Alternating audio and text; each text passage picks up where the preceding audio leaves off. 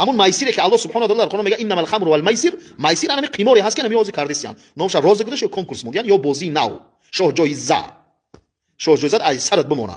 این حرامه، این ریچسه، این پلیده، این عمل شیطانه. میگه الله در قرآن، الله در قرآن میگه اسمهما اکبر من نفعهما، گناهش از فایدهش کلانتره.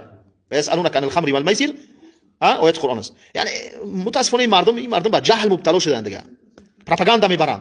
ای به شرف، تو 50,000 تا 100,000 آدم فریب میکنی، یک کس کمک میکنی. یک خولا نوشتگی در اینستاگرام بود، در کامنتاری ما هست، نوشتگی گفته ای حسابی همین قماربازی در روسیه با شوهرم و فرزندم زندگی میکردم، همین شوهر من قمارباز شد، چیزی که داشتم همش در قمار زد، در بدر شدیم، مجبور شدم کودکام گرفتم اومدم ترکستان. شوهرم حالی قطعی بمبزو در وокزالای روسیه خوبه، در وокزالای روسیه خوبه. این قدر دشمنی و عداوت کینه‌ای که به خاطر همین قماربازا میشوه. او شخص قمارباز وقتی قماربازی میکنه یا بربوی میته، بو میخره که ببره، تو چند بوی میته میخره. خلاصه دوستان، تقوا و ترس از الله بترسیم، لقمه را حرام نکن. همین نونی قاقای کو، نونی قاق قطعه آبی جوش اومدگی چای کبود قطعه بخور، حرام نخور، حرام نخور. این حالی ببینین همین قماربازا را الله چخ میزنه.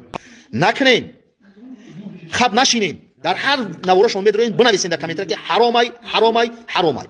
رفیقان و دوستاتون اگر میکورا میکنن بگنشون که حرامای حرامای حرامای. اگر اصلاح نمیشون، قماربازی را ترک نمیکنن، قطعی نو رفیقی را ترک کنین، با اونها یک جای نشینین، نون نخورین. درست نیست.